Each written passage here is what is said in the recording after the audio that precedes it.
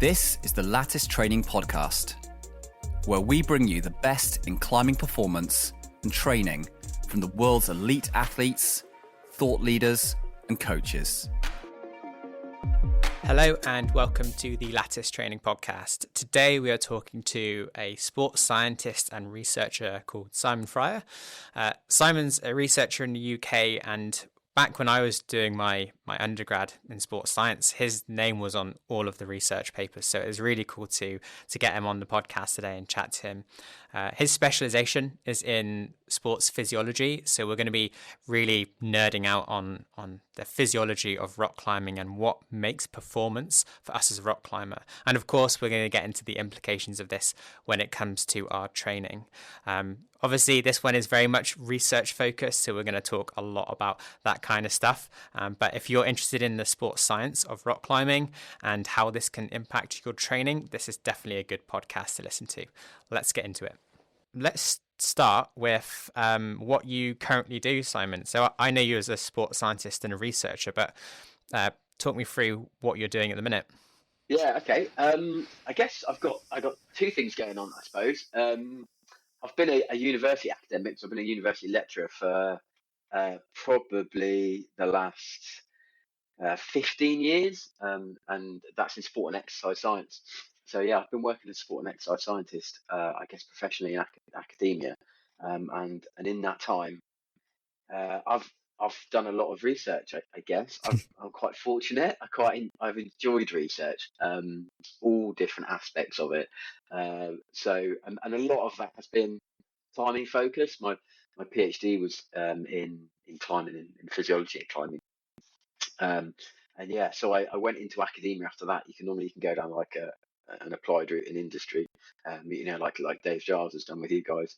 And then or you can go sort of into academia, I guess. And I ended up going back in partly because I love the research, but I've been teaching for sort of 20 years as well. And I loved the combination of both, I guess, and using, I guess, all the research to inform the teaching that we do. I think that's really valuable for students of all levels, and also the general public, to make sure that what you're teaching, whether that is, in university, whether that's public lectures, whatever, is research informed. So, so I do the lecturing thing, and then we've also started our own business, which is looking at high performance sport science testing effectively. So I guess a performance and health laboratory where we do a really wide number of physiological measures for performance, a whole range of different athletes, runners, triathletes, some injury work in, I guess, sort of mainstream team sports. And then there's a climbing component to that as well, doing some physiology testing with climbers, and there's a health aspect to the stuff we do as well. Because a lot of my research is also in sort of cardiovascular health and metabolic health, which is kind of where my climbing stuff started. It was very cardiovascular function, but in climbers. So the two sort of oddly marry up really well together. Yes, we run the Sprint Lab as well, which is sort of North Gloucestershire. That's what I'm up to at the minute. Yeah, okay. I want to know why climbing physiology then. So if you've kind of done a bit of everything, and obviously you work with runners and cyclists a lot too, but why climbing? Is that taken an interest for you? Yeah, I guess I did an undergraduate degree in adventure education quite a long time ago, and then I always got interested in anything climbing that was part of that. So obviously we did like a really wide range of sports, but everything that I did, I got really interested in the climbing, and then I progressed and did a master's degree, like a classic sort of sport and exercise science master's degree. And I was very much the odd one out. I was, everyone was doing running, triathletes, general team sports, and I put everything into physiology, which I think probably upset most of my lecturers who knew nothing about climbing whatsoever. So if there was a lecture on altitude function, we had to write an essay. Like everyone would do, acclimatization. I'd be like, I'm going to look at like mountaineering. I'm going to look at so yeah. But I liked it because it completely challenges traditional physiology. Like climbing almost defies what we really know, and you pick up any classic sort of physiology textbook, and it talks about, even on the simplest of levels, it talks about, like, generally, um, there is a linear relationship, for example, between the amount of oxygen that we consume and your heart rate. So as intensity of exercise sort of increases, heart rate and oxygen consumption go up linearly together. And if you look at anything in climbing, like, it's probably the only sport that it doesn't do that. Like, it completely challenges traditional notion that this is a thing. Um, because in climbing, for a given amount of oxygen cost, the heart rate is considerably higher. So as soon as you start climbing, your heart rate goes through the roof, and it goes through the roof very, very quickly, um, relative to quite a low whole body oxygen cost. And I suppose that was almost a thing in itself to start with, to be like, why would you do that? Like, this is completely alien. Like, that's not what all these textbooks say. So I really like the fact that, I guess, it was early on, even it was physiologically different. And then, I guess, a lot of the early research in climbing as well was, and not all of it, but a lot of it was written by kind of non-climbers who were just trying to do something a little bit different. And so, go back to that example. The early research would say, well, that's obvious. Like, a high heart rate for a low oxygen is because they're nervous, like they're on a rope, that they're climbing. They've obviously got really high levels of anxiety, and we know that influences um, something called the hypothalamic pituitary gland axis. But basically, like, our heart rate goes up through the roof because of anxiety, adrenaline, noradrenaline, etc.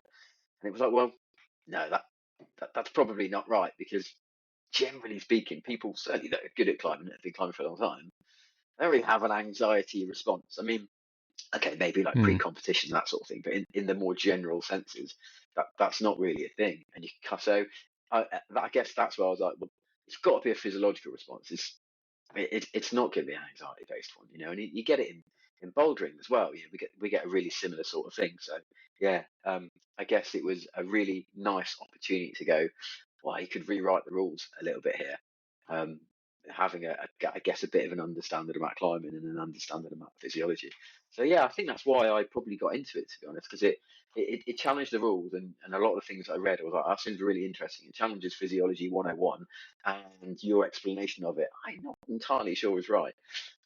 Yeah. Yeah, So yeah, so why is our heart rate? Because I think I did my undergrad in sports science, and I remember I probably read a lot of your research as well back in the day. yeah. Is it a metabolic reflex to do with our forearms, just the Spot on. metabolites building up, and our, Look at our that. heart rate basically responds to it by going really high? But we can Yeah. fail in our sport before our cardiovascular system is even a limiting factor. Yeah. Absolutely, yeah. I mean, yeah, you've hit the nail on the head, really. Yeah, you get this response called the sort of, and people pronounce it differently, but the metabo reflex or the metabol flex, or whatever. But yeah, it's this, like, really big sort of central cardiovascular drive, effectively. So, I mean, obviously, when you climb, you get a lot of isometric loading. Mhm. So your forearms contract, obviously, isometrically, similar in your core, shoulders, everywhere, really. There's not this. I don't know. It's obviously dynamic, but we hold these periods for, these isometric contractions for periods of time. I realize, obviously, moving between things is dynamic, but in those periods of time, as you say, we build up a lot of metabolites within the muscle, and we also use a lot of oxygen. Um, and we can't continue to hold a contraction unless there is a supply of oxygen being delivered into the muscle. So heart rate goes up, blood pressure, systolic pressure particularly goes up through the roof, in order to effectively, like, try and force blood through these isometrically contracted muscles, in order to, like you say, wash out metabolites like lactic acid, clear out CO2. Um, yeah, and so we get this really, really big response. Yeah, so yeah, you got the nail on the head. Yeah, Metabo reflex. So Good. I yeah, still remember some stuff. I'd say you kind of already started, but one of the questions I had is, what are the challenges we face as sports scientists or coaches when it comes to testing rock climbers? Because I think we're always coming up with quite novel ideas. But what are the main challenges we face? yeah, it is really difficult. It's difficult, I guess, for a number of reasons. A lot of traditional research studies always have kind of control groups, people that don't engage in a sport. Um, And that's really easy if you're doing, like a running study or a cycling study, because everyone knows the basics of, like, I want you to get on a bike and do this, or most people can run to an extent, or so it's really easy to have this like control comparison to generate a true sort of what we call randomized control trial. Um, but that isn't really the case in climbing. And you can mimic things like, everyone can climb a ladder, so you can do things that are fairly similar-ish. But even the environment in itself is challenging. So yeah, it's really difficult to generate proper, just well-controlled studies, because it's really hard to find a sort of true control group, both environmentally and physically, in terms of what they do. Um, I think the other challenge is that, uh, again, when you look at sort of particularly, running and cycling, I guess almost like unidimensional sports, that they are that, whereas climbing is so multifaceted, it's so multidimensional, arguably more, I think, than almost anything else. That makes it really difficult to kind of quantify and get a good understanding of even like what makes a good climber, and like what Mm. makes a different ability climber. It's really And hard to get the variables out, isn't it? it's so hard. Yeah, it's so difficult. And then there's even even in terms of people's anthropometric style, makeup, which influences then the style in which they climb, which, physiologically has a huge effect then on things like, energy expenditure, and the way that we move in something called geometric entropy, and how that relates to like efficiency. And then there's the cognitive element, in terms of how everyone approaches and just simply problem solves things differently. And you add all of that together, and it's I don't want to say it's impossible, maybe, but it's certainly going to take a long time to create, almost like a model which you can use, to inform, for sports scientists to understand, to help coaches and athletes really understand a lot of those things. So it's really, really difficult. And then I think also, even in a broader context of that, um, there's a lot of money associated with traditional sports. When we look at what Nike do, and we look at all the other big brands, there's a lot of money therefore thrown into the research behind those things.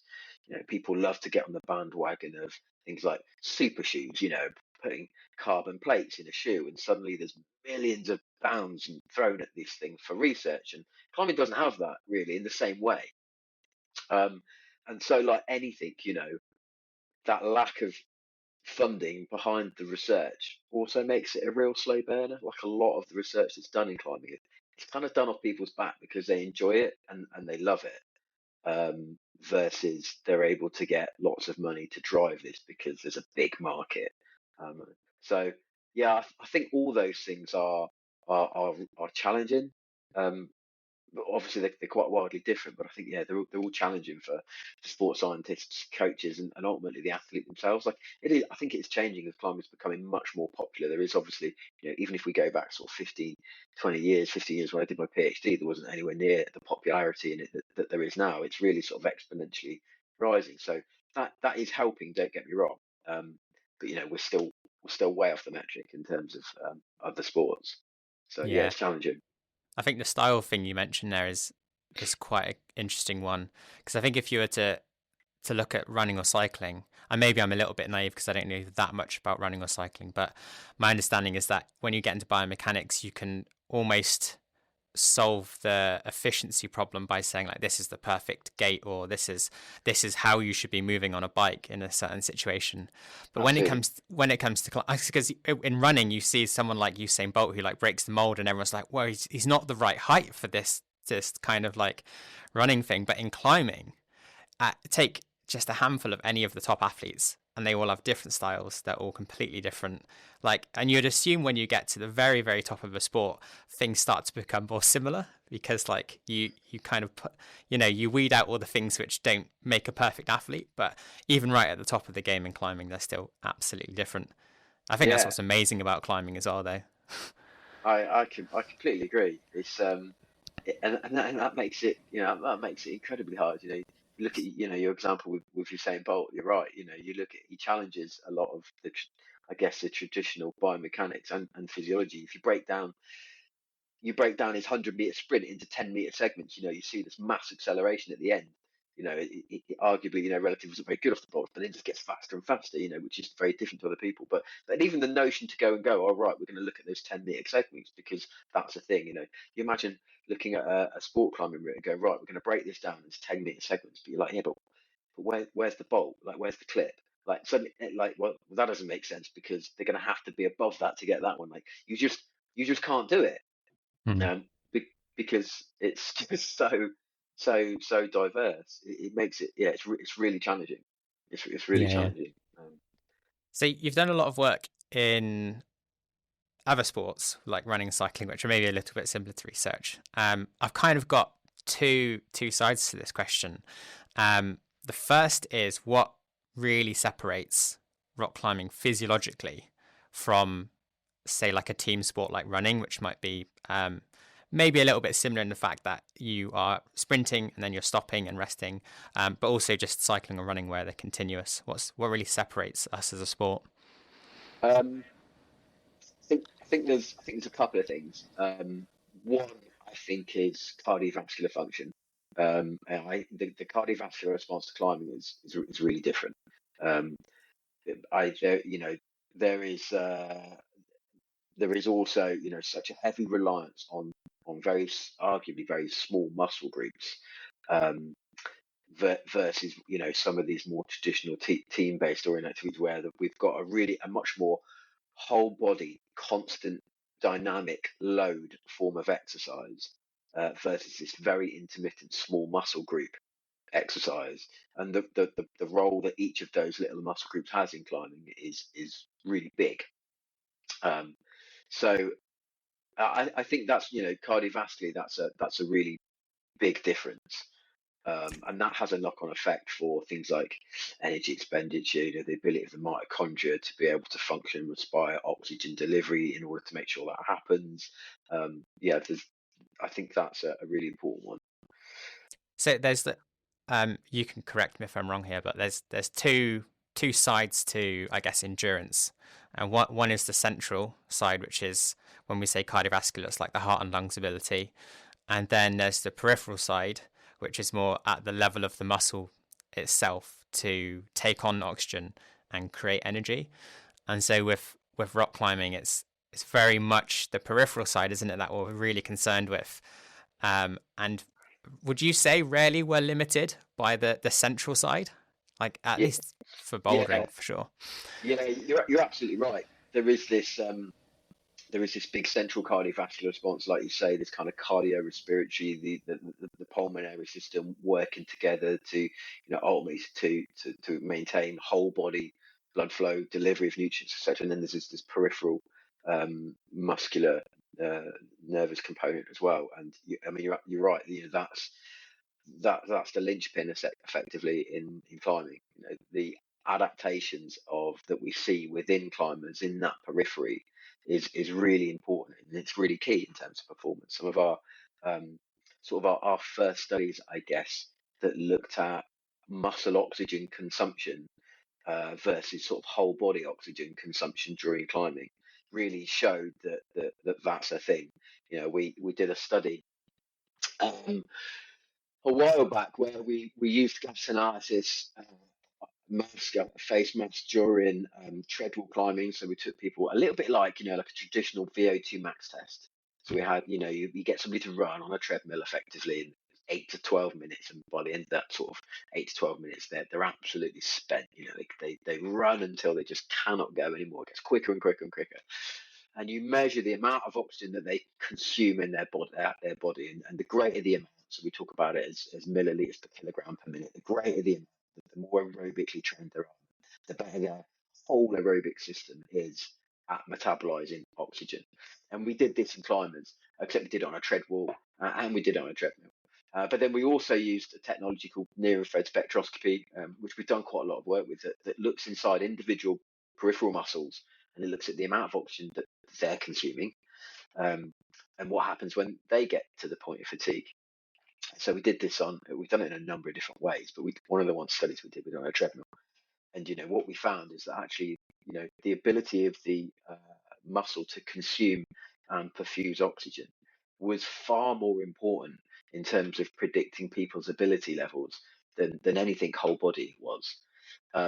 So, as you say, that central cardiovascular system, whilst it's incredibly important, it's not anywhere near as important as this peripheral ability to be able to consume and use oxygen. So, when we look at the sort of relationship between things like treadmill, VO2 max, climbing ability, it's non-existent. It doesn't exist. People that have a greater level of aerobic fitness have equally are not good at climbing or are really good at climbing. Like it makes no difference. And we did these studies in quite a lot of people, so they're fairly robust.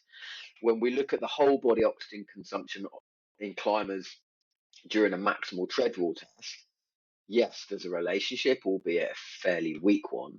When we look at the ability of the muscles to consume and perfuse oxygen, that predicts ability far better than any of the other tests. So the periphery is super important, and what happens in terms of the structural adaptations that we get within those peripheral muscles and the kind of biochemical adaptations that we get are really important. What's the oxygen uptake of a good climber then? Is it the kind of thing we can build from just climbing, or is it high enough that you think running or some sort of cardiovascular exercise would be a recommendation for climbers? So that when people max out on a tread wall wearing adaptations, we try and remake this traditional running VO2 max test on a tread wall. People are anywhere between sort of 35 and low 40s milliliters of oxygen per kilo of mass, and if we compare that for a second to let's say a good high quality, so someone who's a really good quality marathon runner, you would see values up in the sort of 70 plus milliliters per kilogram. So it's quite a lot lower in climbing. So is there any use in, I guess, firstly, increasing that aerobic base on a tread wall? I think there's definitely mileage in that. But it's very muscle specific. It's very specific to the action in which we do the activity. So if is there any benefit in doing traditional sort of running based cardiovascular? I would say like yes and no, and I realise that's a really terrible answer, but is there going to be a direct benefit in terms of that one-off performance from being a good runner? No, probably not. Are there other, I guess, peripheral benefits of running that will help with climbing? Absolutely. I think that there are. From a mental perspective, in terms of time outdoors, and anything that isn't sedentary is going to be a good thing. But I think that also, when we think about energy systems for a second, one of the good things about training in not the type of thing that you're trying to do is that our muscles, which aren't exercising when we climb, for example, are able to use lactic acid. They are able to buffer lactic acid, and they're able to use it as an energy source as well. And that's actually really important. So if we can improve our aerobic capacity of other muscles which aren't used as much during climbing, well, we know that we can perfuse things like lactic acid from the forearms. We can transport it around the body very, very quickly and get it to those non-exercising muscles, which can help to consume it, utilize it, buffer it. So there is some benefit. Don't get me wrong, but there are probably more beneficial things that you could do. Equally, I think it depends on the type of climbing. I think we underestimate how much a big walk-in can take out of us. If we look at some of the the Yosemite routes, where you've got a pretty savage walk-in, for a number of hours till you get to climbing. Well, you've got to have a pretty decent aerobic base from a general whole cardiovascular sense to be able to deal with that before you start climbing, because ultimately, you know, the hour, the hour and a half that it takes you to get there, we're gonna have a really heightened energy expenditure. We're gonna be consuming glucose, we're gonna be burning fats, all of which is gonna be, lowering our glycogen stores, the stores of glucose in the liver and in the muscles for use later on in climbing. So the more efficient we can be, the more we can rely on fats as a fuel source, so that when you get to those difficult moves where your climbing specific energy expenditure is going up, you've got that bank of glucose there ready for those moves. So I think, yeah, there is I don't know if I've explained that very well. I think there's a number of useful benefits to it. Yeah, I think no, I think you, what you said, you explained it very well. It is definitely it depends answer for that one, Yeah, um, and I think you kind of covered all of the important points of where it does come in useful. I think the idea of also like shuttling that lactate to other parts of the body is such a cool concept, which is maybe not yeah, considered as much.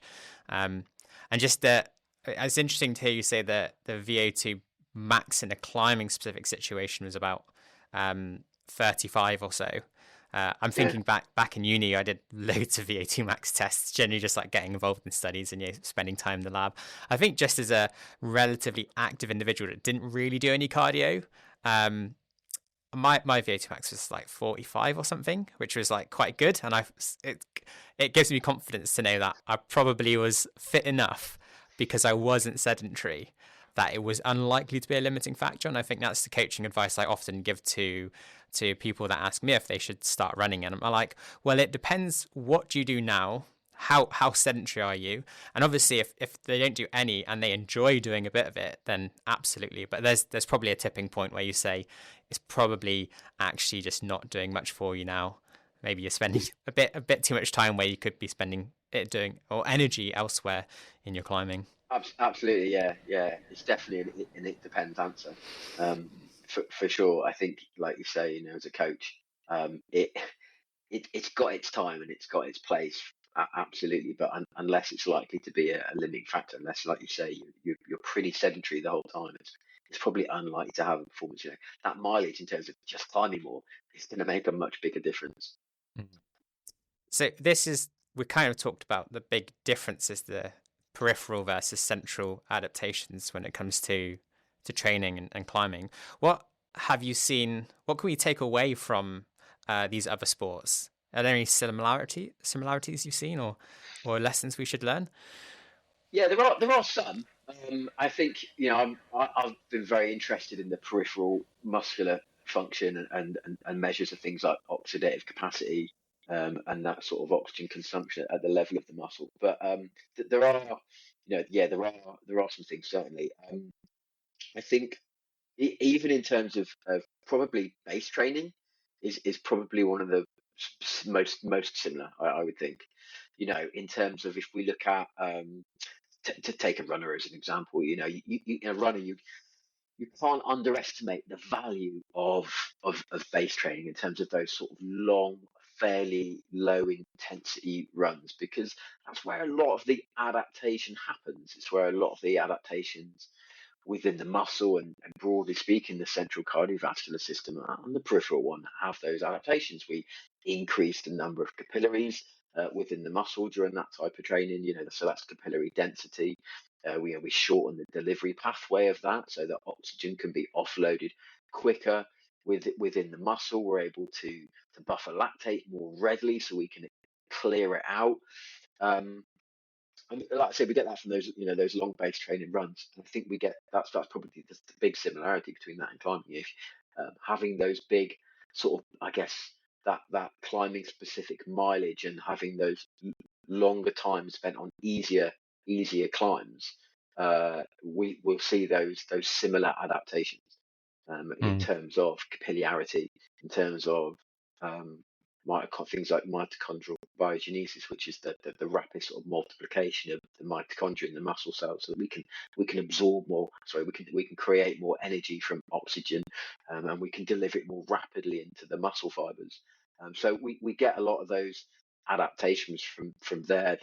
We call it the shear stress, the stress that's placed on the capillary wall, which over time increases, the number of them, so that we can, like I say, increase that density we see with in high level climbers. And I think a lot of that is to do with that sort of time spent doing base training. We probably underestimate the usefulness of that as well, I think, potentially in climbing. So I think there's a similarity for sure, but I think we also probably sometimes underestimate that, the usefulness of lower level climbing, but over a period of time.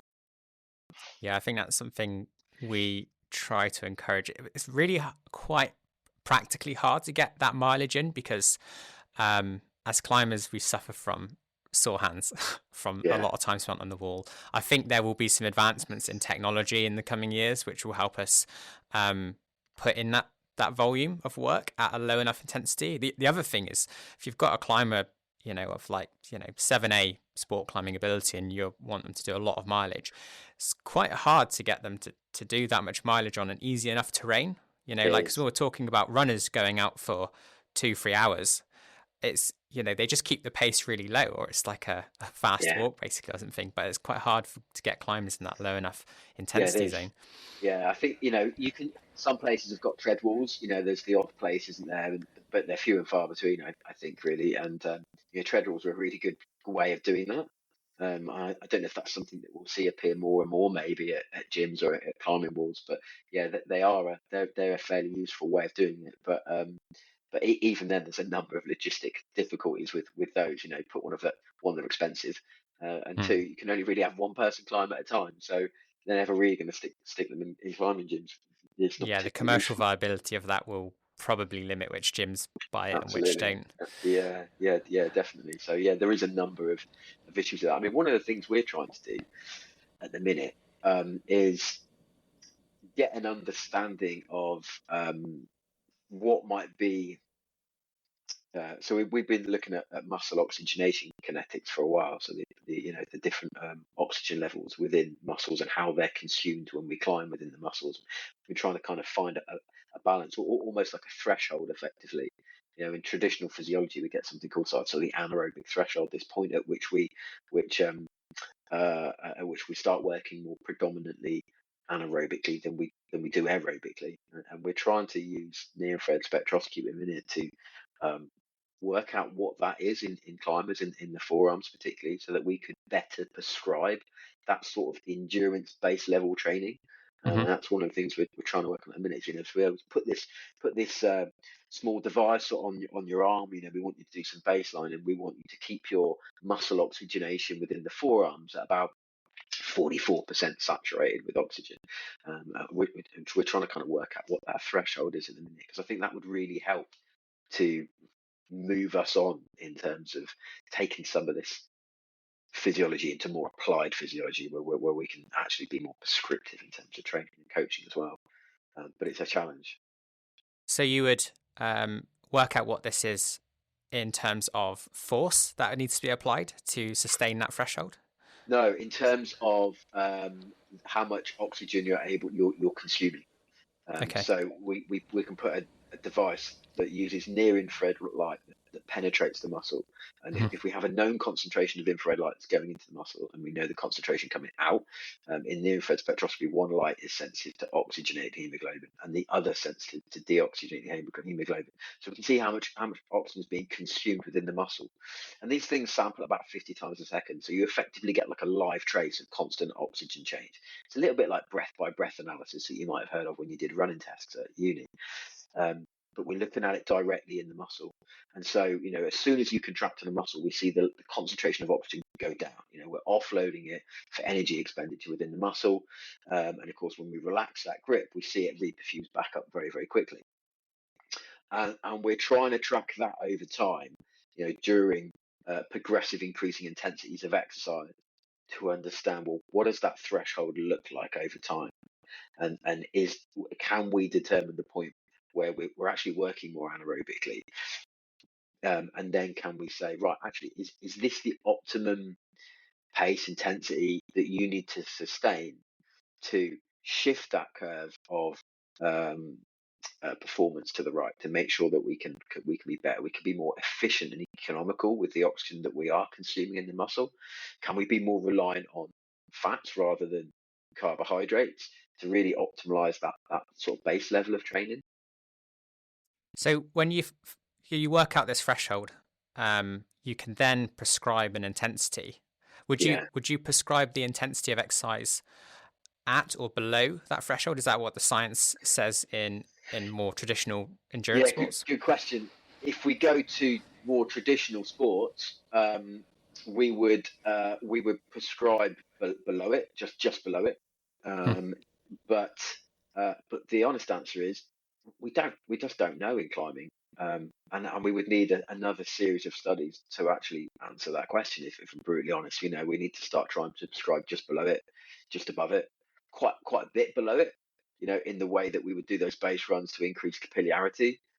We get in running, you get what's called the lactate turning point 1 and 2. One is the rise above baseline levels, and two is an exponential shift in lactate concentration. So we would then have to try and further calculate those two and get people to perform at those levels as well. So we're definitely a little way off answering those questions. We're probably a good few years away, but I mean, if it's possible to do that, given what we were talking about earlier in terms of the differences in the way that people approach climbing, it's gonna be challenging.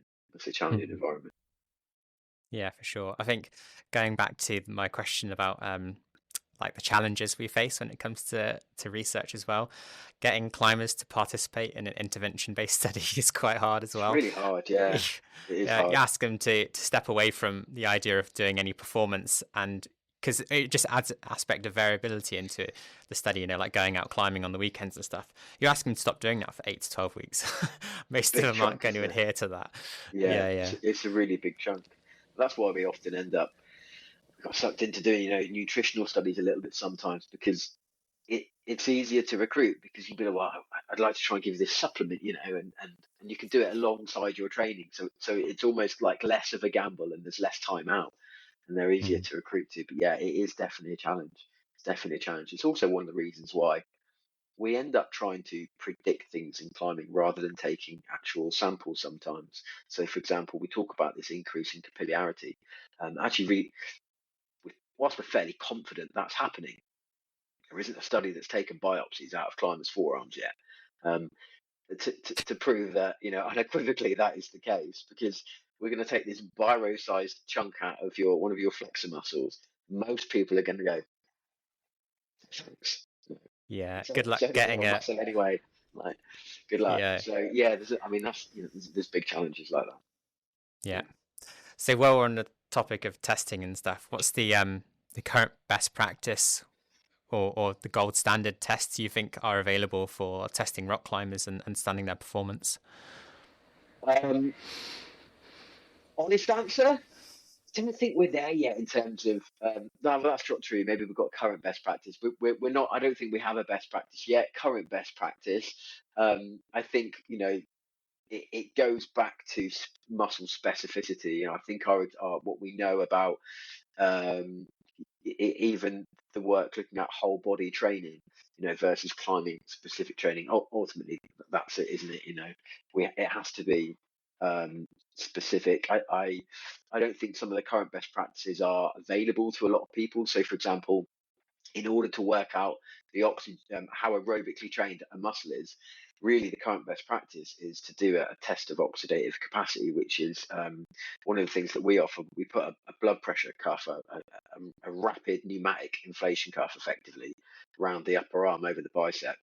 Um, and then we get near-infrared spectroscopy meters. We place them on muscles in the forearms.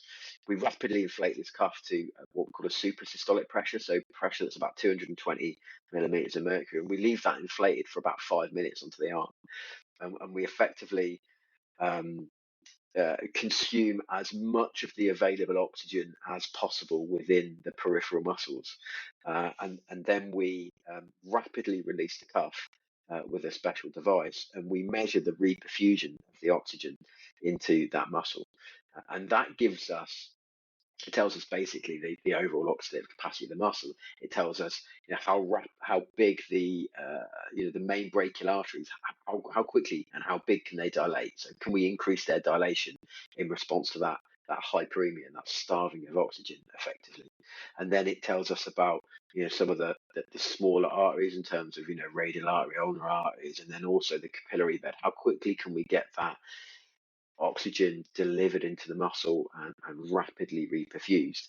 Um, and the faster that you can do that, the healthier the vessels are, but the more trained those vessels are, the greater their aerobic capacity. The reason why we know that is because if we measure that rate of recovery after the release of that curve, we measure the rate of oxygen that is paid back effectively to the muscle.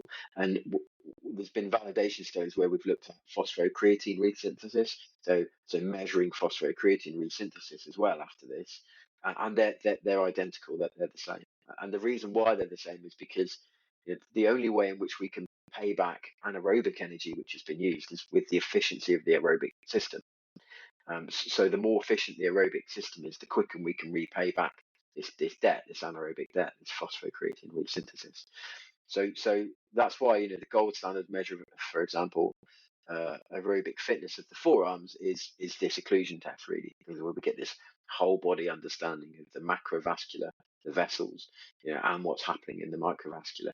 And of course, it's dependent on things like the number of mitochondria there to be able to reperfuse, or to be able to consume oxygen in order to make the energy as well. So it gives us a really nice whole body systems approach within the limb. And again, those studies that we published previously show that you can explain ballpark 40% of the variance in performance purely based on this assessment. So I think that is probably the best practice in terms of assessing aerobic performance. Certainly, it takes a lot of the psychological element out that we get as well when we ask people to do some of these tests. The ability for people to really push themselves. So we can remove that as well by doing this. So I think I think that's probably it in terms of aerobic best practices. Certainly, I mean, there's obvious other ones that you guys do really well, in terms of flexibility assessments. As well, which I think you're certainly at and all over. I think there's some really interesting assessments in terms of the research has shown that this kind of geometric entropy in terms of energy expenditure, so assessing people's center of mass and how it deviates effectively from the optimum line in climbing, and because that creates an additional energy expenditure which we don't need. So you can calculate geometric entropy as well with video analysis. But again, these things they're great, but they're not available to everybody in terms of the time, the people, the skill set, the equipment.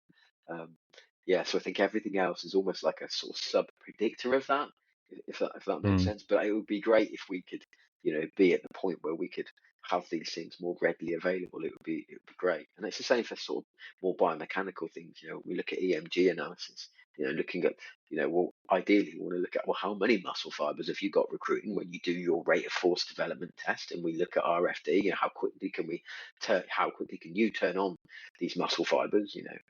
What does that mean in terms of power? Well, if we can do EMG analysis and we can look at the amount of fibers which are being recruited, I think these are all sort of the gold standard sort of current practices, but I think it will be a while until they make it down into the implied environment. Although I do think that the rapid advances in technology are really helping that filter through.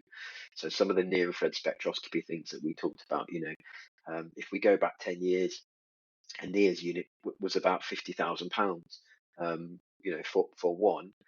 Now they're down to about £1,000. So we're seeing, and that it used to be on a massive trolley that you would have to cart around. Now it's a small portable wireless thing which you can connect to your Garmin watch. Like, we are making massive advances in terms of taking some of these current best practices, which we know work in I don't want to say lab-based environments because that makes it sound really clinical, but on climbing walls with lab-based equipment that we know works really well, and using some clinical measures as well, we're getting there in terms of being able to have that more readily available for coaches, for athletes, etc. In the way that we've seen happen in running and cycling and everything else. And yeah, we are getting there. Yeah, when something like that comes down to £1,000, you're getting closer to your local coach at your climbing wall being able to afford Yeah, this kind of thing and do that kind of profiling. yeah, And definitely. I really like the idea of, especially the occlusion reperfusion test, being able to take out some of those psychological or like technique errors that you get. So, I mean, if you're listening to this, you've probably seen the critical force test we do. Yeah, Um, on our YouTube channel or something, and then yeah, people, you can hold back in the beginning, you can kind of pace yourself, and I've seen people like start power screaming towards the end and then the force go up, but from a physiological perspective you shouldn't be able to apply more force than you were in the previous attempts because everything's supposed to be at your maximum voluntary contraction. So yeah, people that's it. do cheat these things a little bit, Yeah, so I completely removing those agree. You know, variables. like that influence, like you say, you start shouting at somebody, and you can see it come back up. It's a bit like same with like the classic sort of wingate test on a bike. You know, it's 30-second maximum line. Like you start screaming, and then power goes back up. You're like, oh, I'm not sure. Yeah. Yeah, same with the critical force test, isn't it? It's yeah, you can manipulate these things, and it is a brutal test. I mean, it's a brutal test. Yeah, I mean, back in the day, I was like, "Oh, this is amazing! You can get thresholds, you get maximum force, you get it all in just 4 or 5 minutes." Like, but it's it's not the nicest 4 or 5 minutes. Oh, And yeah, the environment changes things. I remember being at Union. You'd get all your mates around you when you're doing, because I was trying out this critical force test back in uni, and like when I managed to get a few people all in at the same day, and people would all be like shouting at you, like "Go, go, go, go!" Like it just changes the environment, and suddenly you PB because you've got people shouting at you, yeah. which is Yeah, just it introducing more makes a big variables. difference, doesn't it? Yeah, Yeah, yeah, you can't help it's human nature, isn't it? You can't help it. yeah.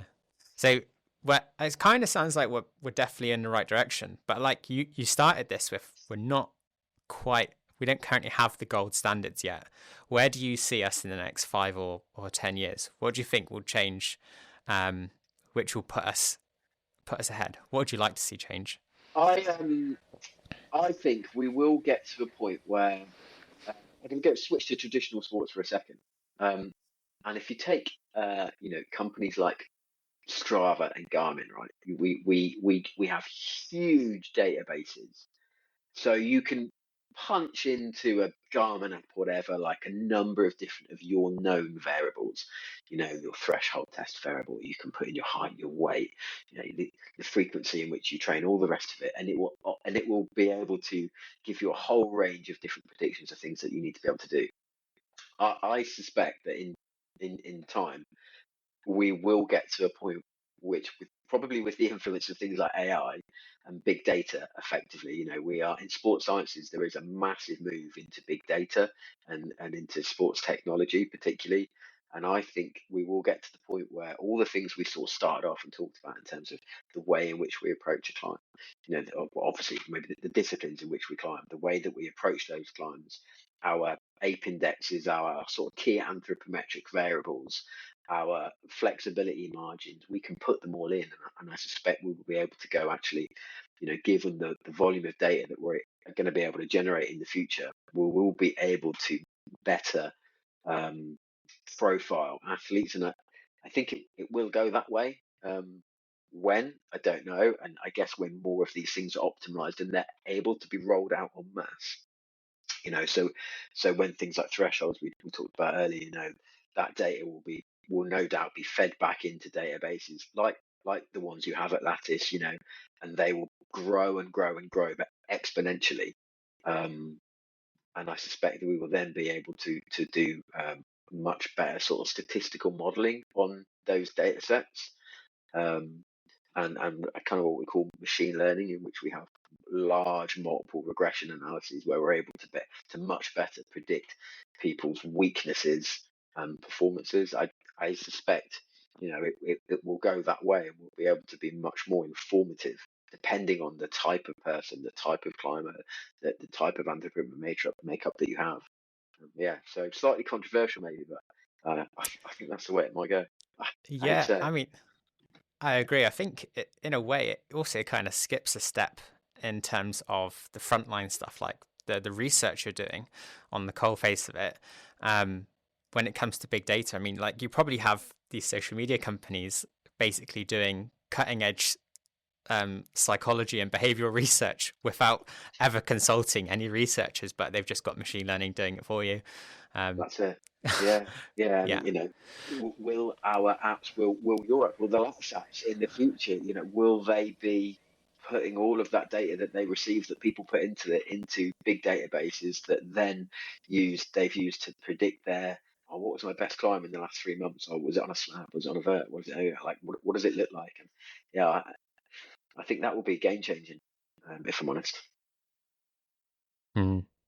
Yeah, yeah, yeah. I've got a couple questions about research, which kind of feels like we're moving into anyways, or talking about skipping research trials and Yeah. just learning about data. But first one is like, if I could give you £1 million or $1 million to spend on researching anything in rock climbing, what would you like to find out? Um, love this question. It's really good. This, can I have two things? I don't think I can narrow it down to one. Yeah, yeah, yeah. Go So on. the first one is, and I am massively guilty of this. So for anyone that's listening, that's sort of research focused, this isn't aimed at you. This is also aimed at me. We have all, broadly speaking, in the sports sciences, but massively in climbing, focused on men in sport for the last 2 decades. And actually, one of the things I would do is pick out, the most, well, many of the research papers have done and repeat them in females and spend money and time really getting to understand the differences, the way that the menstrual cycle affects performance, the way that it affects rate of force development, the way that is influenced over each cycle, between cycles, because they're rarely consistent in their cycle. Understanding those aspects, I think have been overlooked. We've done a terrible job of making. We've done a great job of making excuses and a terrible job of doing more research in women. It's still massively underrepresented. Yeah, that's one of the things that I would definitely go back and do and change is redo all of the stuff in female only studies to allow us to get a better understanding of performance sport in female athletes. Right through from beginners through to the elite level athletes. So I think that's the first thing that I would do. I think it's a really important point. Um, and then the other one, I've done some research previously on the effects of climbing on health as well, and I genuinely believe that climbing is an incredibly healthy sport, not just in the sense of it's exercise and it's physical activity and the known benefits of that. I think it goes well beyond that. I did a study quite a long time ago where we looked at we gave really high end mountain climbers um, mental arithmetic tests. So we gave them it's effectively it's called a mental stress test, and we gave them this mental stress test in response we measured something called arterial stiffness. And so it's the measures effectively kind of endothelial health. So endothelium cells are these single layer of cells which line all of our vascular system, from the blood vessels in the brain through to the capillary bed in the arm. And we measure the stiffness of these in different portions. One of the most important portions is what we call the carotid to the femoral. So the main carotid pulse and the femoral pulse, and the time taken between to get to the two is the transit time. And if we know the distance, we can calculate the velocity. And that tells us about the stiffness of the vessel. The more stiffer it is, the more unhealthy this vessel is. And we collected some data looking at, like I say, people's response to a mental stress task is their stiffness normally goes up. So it goes up. Their vessels become more unhealthy. Um, and On like an acute level, like within even on the the acute space of the level, test. yeah, Oh yeah, wow, it okay. can be elevated for hours afterwards. So if you're driving home, from work and you get a blink of road rage, that stress, that stiffness within your cardiovascular system is not only acute, but it's maintained for up to 4 hours after that stress. So for four Yeah. hours, even when you get home, you're like, oh God, I'm over it. I'm over it. You're not, because your vascular system is still stiff. It's stiffer, and that puts more pressure on the heart ultimately without you knowing about it. And when we looked at this in these top level mountain climbers, and we looked at it in them compared to highly trained aerobic athletes, so cyclists, and then we had a pretty sedentary group.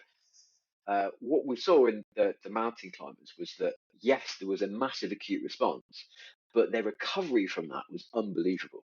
Their cardiovascular system recovered very quickly in terms of this stress, something which we didn't see with aerobically trained athletes only, and we didn't see it with a sedentary group, which we kind of know about anyway. And so that is likely down. We talked earlier about that turbo reflex, that constant sort of isometric stress of the Mm. peripheral muscles. But I think that's a key thing that we see here that we don't. There's been other non-climbing studies that have shown that isometric contractions that are held for prolonged periods of time are really good for long-term mortality risk. There was a study that came out looking at, like if you do the plank every day, which is this, constant isometric hold, you're more likely to live, I forget, it was like 4 or 5 years longer, compared to traditional exercise. So I think that is really important. But I also think there's a really strong cognitive element here in terms of, maybe it's a personality trait of climbers generally. I don't know.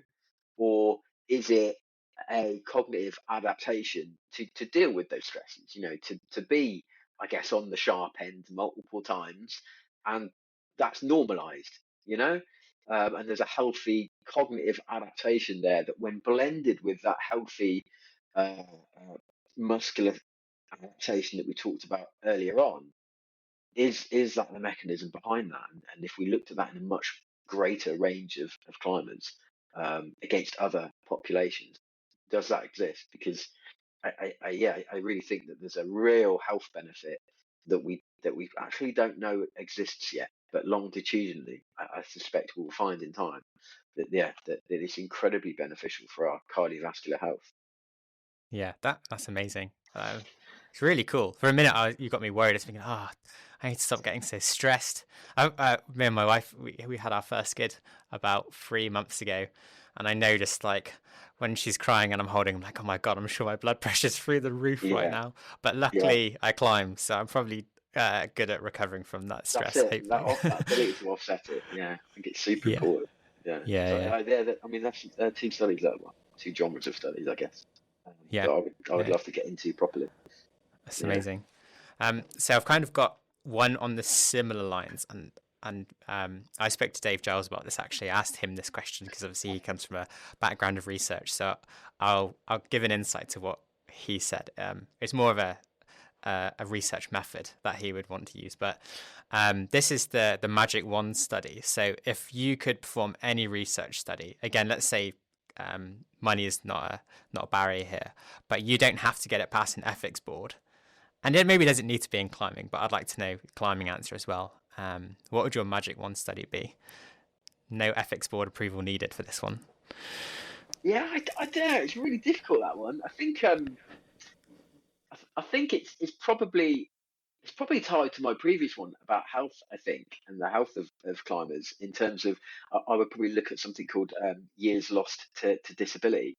It's not that exciting though, because it's about seeing sort of, like, well, whilst their age might go, they might live for longer. They may spend many of those latter years disabled.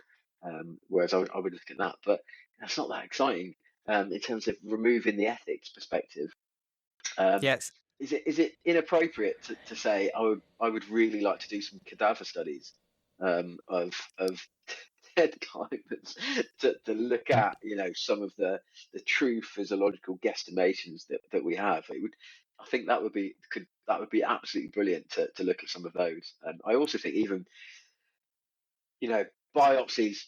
I'd love to get climbers to do biopsies to validate a lot of the things that we've done. So I guess without ethics, you know, somehow jumping people and getting biopsies from them without their consent, just committing to it Yeah, would I be mean really useful. that's exactly what Dave said. He said, Was oh, it? I reckon that there will be something about muscle biopsies in there. Dave said it's the one thing that like you mentioned at the beginning of this podcast, it's you're not really going to get many climbers agreeing to have a muscle biopsy taken No, from their forearm, no, but it could, unfortunately not. Maybe we can yeah. use this as a recruitment drive. If you're listening to this and you don't mind us taking a biro-sized sample out of your forearm, drop us an email Yeah, it's for the greater good, for the really. greater At the good. end of it, yeah, All of your climbing peers will appreciate it. I'll appreciate it. yeah. I think So, Dave. the cadaver study stuff's really interesting as well. Um, I think it'd also maybe go to dispel some myths about like wearing out our fingers and hands. So Yeah. I don't can't really speak so much to it because I don't know the science behind it. But I hear a lot of people concerned about developing like arthritis in their fingers Mm, or just wearing out their fingers and hands. But at the same time, exercise is all about adaptation, and if it's done in an appropriate manner, surely it's yeah. still a lifelong sport. But it'd be good to see cadaver studies to kind of actually Yeah. say what is happening into our hands in later life if we've climbed for 40 years. Yeah, and there are some that have been done. In fairness, where they've looked at pulleys of climbers. So the guy called Andreas Schweitzer, I think, who's Swiss. He is one of a few people that have done some of these studies as well, and they have sort of had a look at some of them, but and there's some really interesting stuff. But I do think I think as you say, it's doing things in an appropriate way in order to enable that lifelong performance ability, and I think that comes from load management, I guess, as we go through aging. I know. I think you've had him on before, actually. I think Eric Horst is really up on this. I mean, he's a I don't want to say I think he's a plus 60 climber, but Yeah. the guy's a machine. What he'll tell you is that he's had to adjust that volume, that load, the number of real intense bouts. Have probably come down quite dramatically. So it's about doing those things in a safe and an appropriate way. But Mm. I think, like you say, exercise is good for us. Loading the bones, is really good for osteoarthritis. For osteopenia. So yeah, I think there's a number of structural and functional um, benefits to climbing that go certainly beyond the muscular level. Yeah. Mm. Yeah, yeah. Do you know what these cadaver studies looked at? 'Cause I'm just remembering, I'm sure there was a study done trying to load the pulleys to a maximal extent to see how much force they could Yeah, withstand before they yeah, ruptured. that's But right. I Yeah, I don't think know no, I can't remember them. Unfortunately, I should have read them, shouldn't I, really before I came on. But the Andreas Schweitzer studies that did that. They loaded them. I think he did them with Peter Wolf, who's a colleague of his. Um, both hand surgeons, Hmm. but also do research in the area. So, but I can't remember, if I'm honest, what the load was. Yeah, it's Yeah, quite a lot yeah, though. yeah. I think it's a fair amount, and they did it in different positions. I think from memory. They Okay. were looking at different crimps and how much load you could get through it. It was a great podcast there. Yeah, yeah, yeah. We'll have to dig that up. Dig Get them them out. on. Yeah, see if we can find some B-roll to get that on YouTube as well. Yeah, One for the squeamish. Um, absolutely. but do you think there's any information or anything in the climbing community that is misguided or anything we're getting wrong? Something you might fix? Um, yeah, what? I think it's whether it's logistics or misguided. Maybe I don't know. We sort of touched on it earlier. I think in terms of that base training. Hmm. I think having a good volume of that base training is really important, and we probably don't see benefit in that. in the way that maybe we should. But then, as you say, logistically, it's very difficult to do that. Um, and I think the other one probably, I think we under. I mean, this is very discipline specific, arguably, and the climbing type specific. But I do think we probably underestimate the usefulness of our lower body. I think we overlook the usefulness, the explosive power. I think we probably have a good focus on lower limb flexibility for Hmm. sure. But do we have as much of a focus on explosive lower limb power? Things such as eccentric utilization ratio, trying to how much more additional load can we get from sort of the stretch shortening cycle, the elastic potential within the muscle to generate force rapidly. And I think given maybe the changes, certainly in terms of competition climbing, um, more dynamic nature of climbing, we probably underappreciate and overlook that. I would say, you chat to coaches and you chat to climbers, it's the thing that they probably would not mention. Certain climbers, so when have you ever heard a climber sort of say, I really want to improve the explosive power of my jump or my lower limb, So I think that is probably underestimated. So I think it's far more important than we think. Yeah, yeah. It's kind of like if you've got a climber hanging from a bar, the focus is a top-down approach. It's like fingers That's it. first, then Absolutely. forearms, then we're going to look at shoulders, then maybe core, and then by the time you get to your legs, you're like, wow, do we need to work on this anymore? Yeah. But I I'm think it tired is of that now. changing. Yeah. Yeah, yeah. I mean, you've got Yeah. people like Adam Ondra talking about how he's trained his calves to get good at knee bars, and that was the defining factor of sending like his hardest route ever. So, Yeah, that's um, it. I absolutely. And you look at the role that the calves and the hamstrings, that like hamstring loading. I mean, that savage heel hook that you don't want to put yourself in. Having the strength to hold in those positions, to offload your forearm to give you that recovery to allow that reperfusion to take place is super important. A lot of our studies showed the importance of being able to rest and shake out is massive. And so focusing on that lower limb, I think, to be able to de-weight to some extent, even micro differences make a difference to the forearms as well. So by training the lower legs, you're arguably giving your arms in many times quite often more time to recover. Plus, we yeah, talked about the ability of lactate shuttling earlier on. If we train those, we're also able to, consume lactate that's been produced in the forearms and the shoulders. yeah. So I think they're big muscles that can consume a lot of metabolite in the Mm. lower limbs. There's benefit in training them for sure, even if they're not Yeah, direct. I kind of think like our community's understanding of training or performance for rock climbing in general is maybe just more based on our culture than it is our understanding of sports performance. So like I think if you go back and you look at Wolfgang's training, like campsing on monos and stuff, and like you look at Ben and Jerry just like on their 50-degree board in a basement, always cutting their feet on every move, like that set a precedent for like what training looked like, what culture Yeah, was.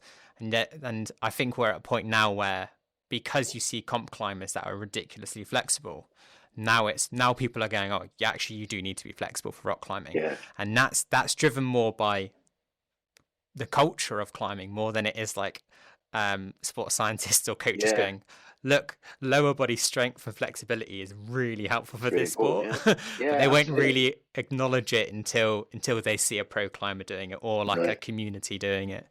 And I think um something that you don't see, even when you watch pro climbers, and like you see, there's the value in flexibility. It's all what you don't see from that is, but it's all, well, maybe not so overtly, is you've got to have the strength to hold that flexibility. There's one thing, being able to get your foot next to your ear, and there's another thing being able to use it to rock over on it. Like it's being able to use it when you get it there as well.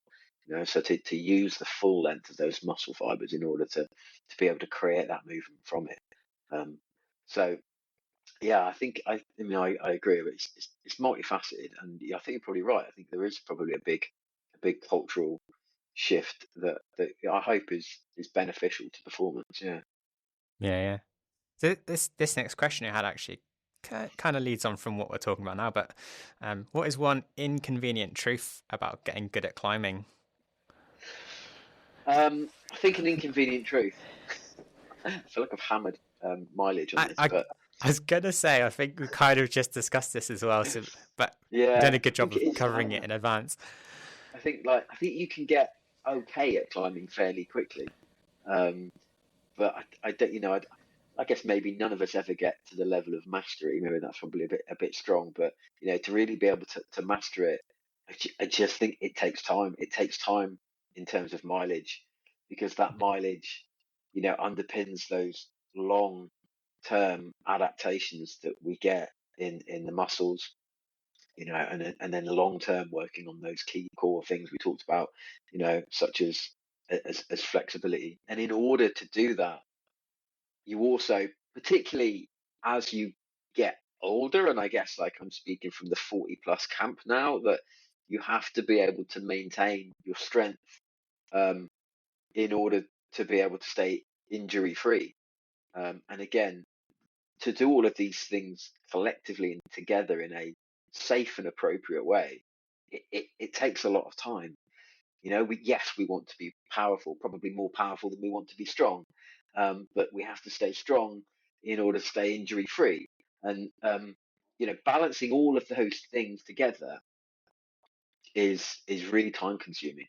And so I guess it boils down to, it just takes time. Like, it takes time to get good and to stay good and to stay safe. Um, yeah, so there's multiple things there, I think. Yeah, no, I think it's a good answer. I definitely agree. I think there's an emphasis on intensity over volume in general in Yeah, climbing. Maybe there's two camps to this. You'll see a lot of people saying, particularly in your first 2 or 3 years, like, "Oh, just climb loads. Don't worry about strength training or anything." Um, and I think there's an argument to say, actually, well, you're probably going to do too much climbing in your first 2 to 3 years if you've given unlimited time, and there's a benefit to doing some conditioning to keep your body healthy as well. yeah, I Um, think, and I completely agree. And it goes back to the first one we were talking about earlier. It's that kind of, it's all of that other things that are going on, the other allostatic loads that happen, where people are in their cycles. Like, the it's multifaceted, and like you say, in that first year, if you can climb, the more you can climb, people will say, well, just do that. Um, mm, but then I think, early on, they're also more likely to get injured just doing that, because they don't have some of those other adaptations. And so actually, is having a focus on that early on beneficial, get for that longer term level of potential mastery that you're going to get. It varies between athletes and what they want, I guess. And it's wildly age dependent, I think. I was going to say, if you just start climbing, I remember when I went to university, we basically lived in the climbing wall. It was on campus, and we spent like, well, I was probably in there 5, 6 days a week. I'd take a textbook to the climbing wall and read it in between doing like laps on the Yeah, circuit board. Did just loads of mileage, but it was probably, we used to have this term junk mileage. I did a lot of that, I'm sure of it. Um, but I just got away with it. that's it. But if I did that now, I just don't know how I would do it. Like 3 days in the climbing wall plus some other stuff. I need time to rest. Yeah, and I guess the answer is, you probably wouldn't get away with it. Like, we were the same. I mean, when I was at uni, we had a pretty decent boulder wall, but all the sport routes are outside, and generally it rained. So we did, like you say, tons of junk mileage, all on pretty hard, like, you know, constantly near the limit. Um, Day after day after day, for hours and hours and hours on end. And and like, so you got away with it. We were the same. And but like, I completely agree. You just wouldn't get away with that now, like, in term, because of many of those aging factors and other things that go on in life. Like, I would definitely get injured. I don't climb anywhere near as much as I used to, with kids and research and um, other sports as well now. If I was to jump back onto 5, 6 days of the week, I would, at 40 plus, I would get injured pretty quick, pretty Yeah, quick. I look back on those days and still wish I had done more to set a foundation of the strength work I did. I did so much climbing that it probably wasn't beneficial. Like, I'd leave sessions exhausted, and I don't Yeah. think maybe there's some value in just like getting the movement in there, but I don't think it was all deliberate practice. It was just climbing for the sake Yeah. of enjoying it, which We didn't know a lot of this stuff then, yeah, and I yeah, think that's where Lattice does a very good job, now of being able to work with people to go, well, hang on a minute, look, we know a lot more about this than we did. Don't do that. You're going to get injured. Actually, this is the way we need to build up to that. mm, Yeah, yeah. we were But this lucky. isn't to say that there's also benefit in climbing a lot, but at a very low intensity. Yeah, Getting yeah, in that for sure. mileage. Yeah, Yeah, getting in that mileage at a low intensity is hugely beneficial. Definitely, yeah, Like you say, yeah. in terms of movement, in terms of technique, time on rock, as well as all the physiological adaptations, the cognitive adaptations that you would get, the ability to to process even is really important. Yeah. So I think you've already touched on a few of these things already in this question. So I'm going to reframe it a little bit because I think we might revisit something we already talked about. But you've done a lot of research in climbing. So what are some of the most interesting findings or conclusions you've made, which isn't to do with volume of work, shear stress, and reperfusion, that kind of stuff? Um, I think uh, two things. One, I won't go into because I've already talked about it, and that's some of the stress stuff that we talked about in terms of the health benefits of climbing. I think Yeah. that's probably one of the coolest, most interesting studies, if I'm honest, that we found. And the other one, I really enjoy a lot of the nutrition stuff, and we did some work, and actually we did it in conjunction with Lattice, some of the stuff a few years back, where we looked at the effect of blackcurrant supplementation on climates. We looked at I'm going to go back to muscles a little bit, sorry, and oxygenation, but we looked at whether supplements of blackcurrant can improve that. So we early on we'd worked out that this oxidative capacity was really important. It related to performance really well, and then we start to look at, well, how can we improve that? And we gave supplements, and we did tread wall laps as well, actually, in terms of time to exhaustion, and we supplemented for a week. And what we found was that blackcurrant was able to increase uh, the perfusion of oxygen within the muscle, but not the blood flow in the main arteries themselves. Uh, Blackcurrant is high in something called anthocyanins, and anthocyanins are a powerful sort of vasodilator.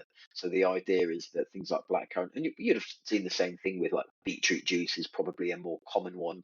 Some people use like cherry tart juice, but they're high in anthocyanins, which are important in terms of nitrate and nitric oxide availability in the blood, and that they're dilators that allow the blood vessels to dilate to a greater extent over each cardiac cycle and contract again afterwards, and that increases supposedly increases the flow of blood.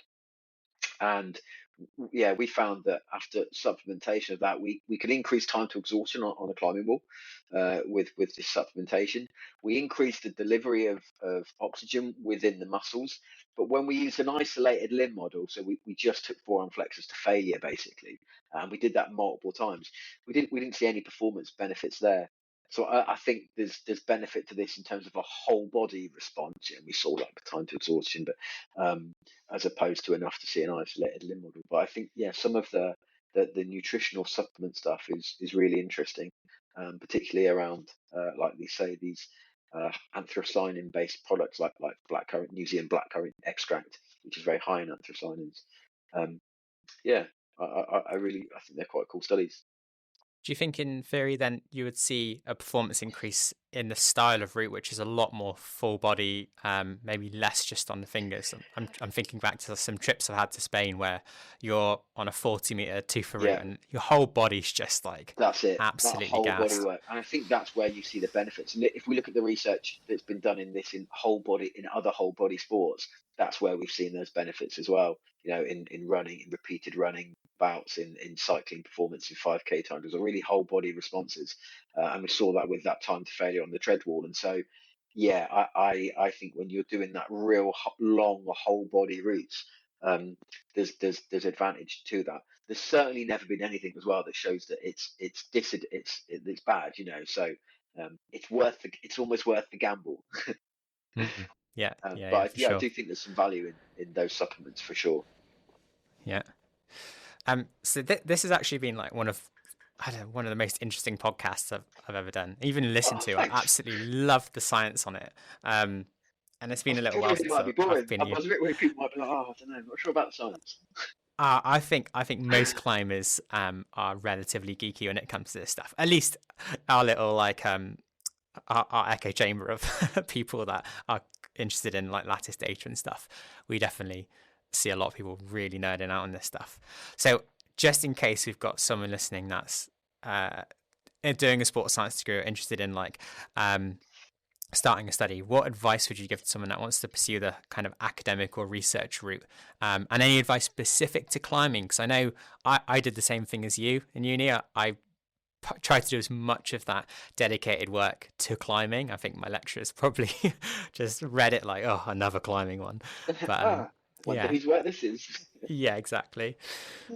Yeah, I think I think the thing that's benefited me the most, hands down, has been working with good people, and certainly in academia and in research, there is a sort of old school mentality, I guess, of do work, do it alone, be proud of what you've done, put your stake in the ground and say this is me, and actually in a world where we're becoming much more specific, I just think that's probably the worst thing that people could do actually, and having good quality mentors that believe in really strong collaborations allows you to be very multidisciplinary from a research perspective. And those collaborations are super important. They're the thing that helped me out the most, is having really good people to talk to bounce ideas from. And that often comes from the way that other people, I guess, were supervised. When I did my PhD, which was now a good while ago, I think I finished 10 or 11 years ago. Um, the thing that my supervisor was brilliant at was collaborating. Simon's connection cut out for a minute, but we're back in. I'll just give you my thoughts on this question Yeah, as well, which what you're saying about collaborating or working with other people. I think I did a similar thing with my dissertation in uni, and in fact, I'll throw him in this one. I contacted Tom Randall when I was at uni and asked for advice on it, and didn't hear anything back. So don't contact Tom. He's normally too busy. But for sure, if you want Lattice's opinion on this, drop the inbox an email, or someone will pick it up. It'll probably be me or Cam that works here, still actively doing a PhD in climbing. So we're still involved in research. But for me, it was getting perspective or collaborating with people in the industry or in the applied fields, because I wanted to know. And I got recommended this as well. I was very fortunate. Someone said, like, if you want your research to be read and make a difference, talk to people in the applied field, because they're going to tell you if it's useful to them or not, or if you're just doing something because you think it's interesting. yeah, And I think I've seen a lot of ideas been like, yeah, that's kind of interesting, but who's going to use it? I think it's okay if it's not directly applicable to an applied field, but it's got to be probably a stepping stone in there. Like a lot of the profiling stuff is maybe not directly applicable because we've not got access to that technology, but it's going somewhere, isn't it? And maybe it's there to be the gold standard, which you can make reference tests from or something like that. But yeah, making it applied is always useful to yeah, people like us definitely. that Yeah, are coaching. absolutely. Making it applied. Like you say, talk to people that work in the field. Talk to coaches. Talk to the end product, wherever that might be. And often Mm. it's a relatively under researched sport, so there are often you've got to do the building blocks before you can get to those applied studies. But a lot of them are now being done, and we probably are at the point. Well, we are at the point where we're starting to do a lot more applied work because we know the building blocks. So now is a great time to get into it, because now there are so much more applied stuff being done, which is amazing. Yeah, much more training interventions, supplements. What are the efficacious approaches to different forms of training? Um, yeah, but I think collaboration is, as you say, is key. Mm.